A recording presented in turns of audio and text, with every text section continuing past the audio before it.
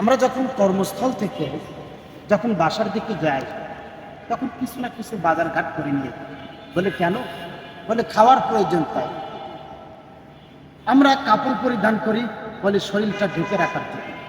শরীরের সৌন্দর্যতা আমরা বাড়ানোর চেষ্টা ফিকির করি, যাতে করে মানুষের কাছে একটু সম্মান পাওয়া যায়, মানুষ যেন বলে ভালো।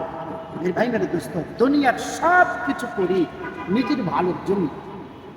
তো মরণের পরে আমরা যেন একটু ভালো থাকতে পারি, মরণের পরে আমরা যেন একটু সুখে থাকতে পারি, এই ফিকির, এই চিন্তা আমাদের ভিতরে নাই কেন?